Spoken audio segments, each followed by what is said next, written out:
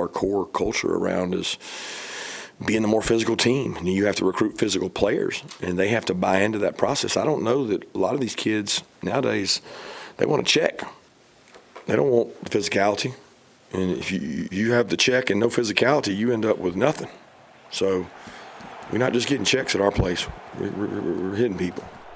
Everyone's talking about that comment, and rightfully so. With the changing of the guard in college football, it is about as impressive as it gets. The fact that every single player on that roster is bought in. Look what they did to the Texas Longhorns. They took those guys down. 25-point victory Saturday night in Athens between the hedges. Caleb, I'll start with you. You were there.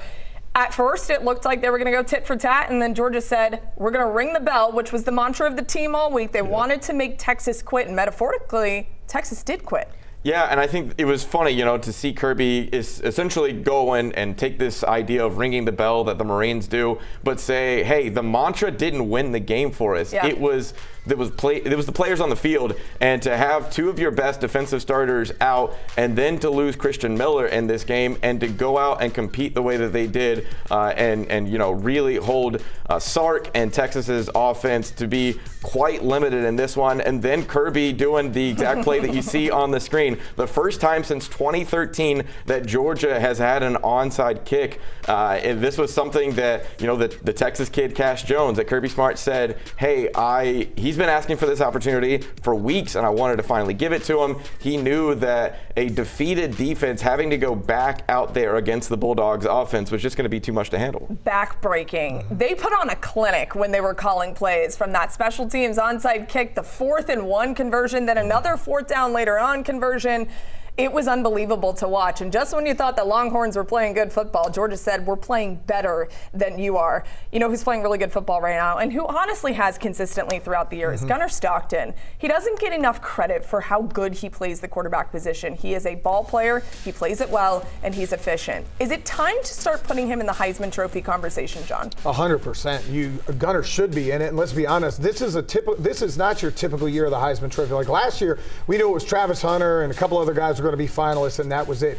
This year, name me your 4 finalists. Yeah, you could probably say Julian Sayin of Ohio State, throw in Fernando Mendoza. Gunnar Stockton has done just as much as all of those guys have done, and I'd argue in more pressure situations. The comeback against Tennessee, what you did at Auburn, what you did last night against Texas, what you did against Ole Miss down 9 in the 4th quarter. He's had Heisman moments, and nobody pays attention to it. It's ridiculous. Gunnar's had a great year, and I hope he ends up in New York. I think he's got a good chance to win it because, quite frankly, he's going to have 2 more opportunities maybe. He'll have the Georgia Tech game, and then maybe if things go his way in an SEC title game. How much fun would it be to watch the guy that has cows for a hobby be in New York City at a Heisman Trophy ceremony? That would be really fun. No, I think you're right. He doesn't get enough credit for how many games he's been able to be resilient in when the Dogs were down and behind. He's done enough to get them to win.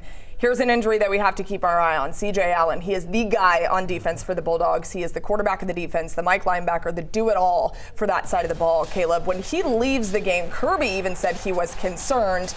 Who knows what's going to happen with C.J. Allen, but if he is absent, what does it do to that side of the ball? Yeah, I think it's a guy like Chris Cole has to step up and did so last night. You talk about next man up mentality, but I think something that Kirby is talked a lot about is the fact that, hey, what the transfer portal and NIL has done is it's made depth as thin as it's ever been in college football. And so, yes, there's going to be a lot of guys that you're going to have to rely on, but it's also it's going to mean other guys, whether it's KJ Bolden or other opportunities for other guys to step up in other positions on that defensive side of the ball that has certainly had a lot of bend but don't completely break unless it was against Alabama kind of moments. They've had a lot of criticism, especially because Kirby Smart usually just has phenomenal defenses. This is a very good defense, but they have had their weaker moments throughout the season.